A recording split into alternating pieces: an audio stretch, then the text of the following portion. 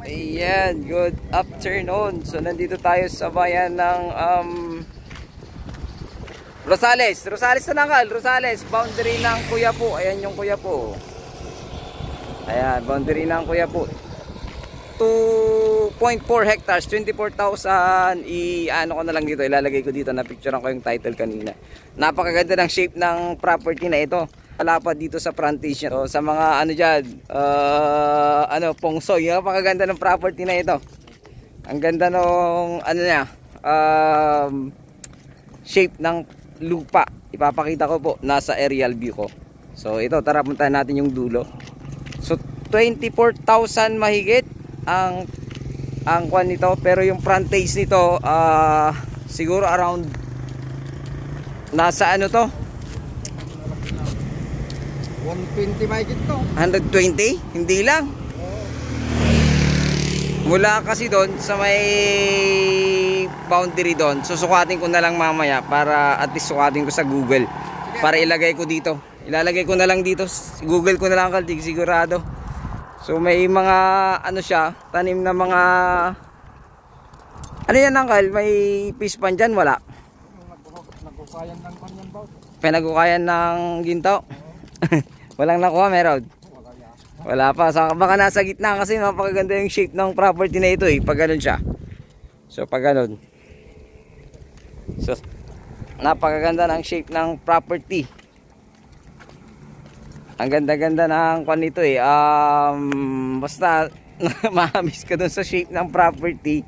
So hindi, kahit hindi ko siya markahan, makikita nyo, markahan ko lang siya ng isang beses, siguro 2 beses ganun, para po makita ninyo yung shape niya. So ito butas lang to, hinukay daw, hinukay. So nakita ko na dun sa drone kuya eh, yan hanggang dun sa may saging.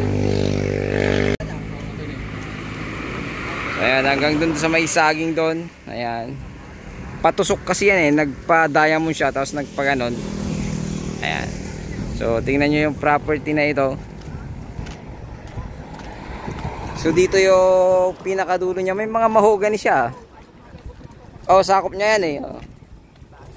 Tapos tumusok, no kuya? Oh, yan kuya. So nasa ano to? Baka nasa 200 nga to eh. Oh, patusok. Dito. Patusok to, patusok. Makikita mo na sa drone, tapos patusok siyang ganun. So titignan ko na lang sa drone mamaya. Ito yung butas niya. Malalim ba yan kuya? Hindi naman no? Parang fish pan lang no? Parang fish pan lang siya. Ayan.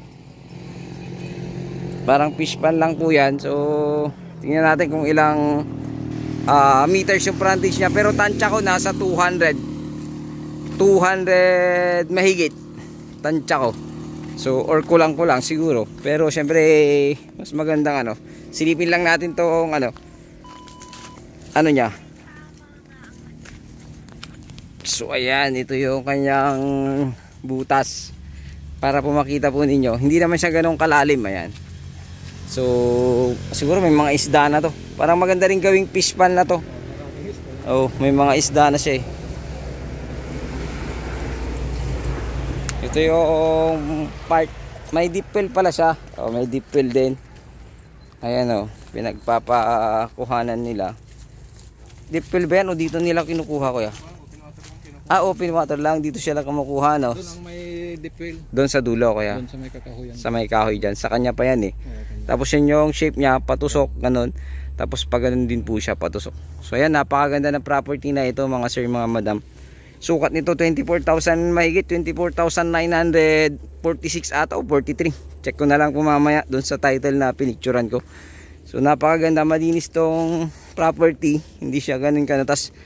Along National Highway going to Quiapo, then Rosales. Pabalik dito ng Tiplex, Rosales. So Pangasinan, Nueva Ecija Road po ito. Napakaganda. Ano pa ba yung flood free area ito. Wala namang baha dito sa lugar na ito. Actually yan, mayroon siyang mountain view. At the same time napakaganda talaga nung shape ng lupa. Tatsulok talaga siya, diamond. So hindi siya nag diamond, tatsulok. Yung triangle siya talaga yung shape ng lupa. Ito nag triangle din ditong part eh, tapos nag triangle ulit. Marami nga yung triangle niya eh. itong property na ito. So ayun, sana magustuhan nyo po dito sa bayan ng Rosales. So ito po ay titled naman, pangalan ng tatay, kapatid ng tatay na walang anak, tas yung isa namang kapatid ng tatay ulit single. So sila lang talaga yung tagapagmana. At the same time, yung kapatid kasi ng tatay noon, nung buhay pa, siya yung may hawak ng title, yung walang anak. And nawala din niya nung binigay na yung lupa sa kanila, nawala din. So sagot naman ng seller natin yung pagpapalinis or pagpapalabas ng title. So hanggang capital gain tax tsaka estate tax, sagot niya hanggang doon. So wala naman tayong magiging problema doon kasi sagot naman niya lahat doon sa mga gagastusin na kailangan gastusin. So tsaka lang niya gagastusan yun, may nakahanda naman na siyang panggastos, pero kailangan mayroong sure buyer daw na bibili para ready na yung panggastos. So kailangan siguro at least makapaggawa ng parang purchase agreement or conditional sale, ganon, para po at least makapag-down lang ng konti. At the same time, siguro mas konti doon sa gagastusin niya sa pagpapalabas ng titulo. Kasi wala daw nila yung titulo eh. So nawala nung uncle niya na unang may hawak. Then sa kanila, nung wala na yung uncle niya, bago mamatay, hindi naman na niya alam kung nasaan yung title. Kaya yun.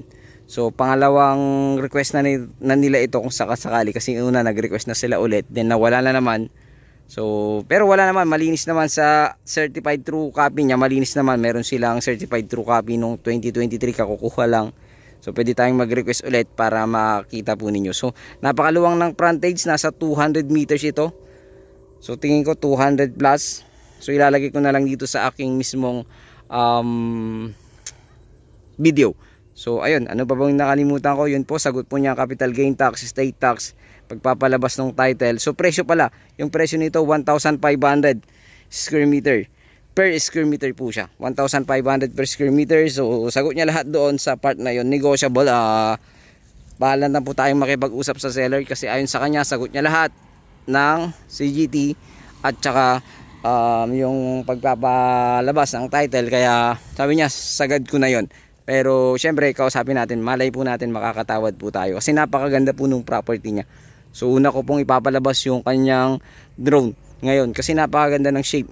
Siguro kaya hindi niya mabitawan, kasi ayon sa kanilang meron daw dito, parang may nakatago na siguro sa kanilang paniniwala, kasi nga nakita ko nga yung shape ng property, iba yung shape niya. So ayun, sana po magustuhan nyo po ito dito sa bayan ng Rosales, Pangasinan, boundary po ng Kuya po ni Baysia.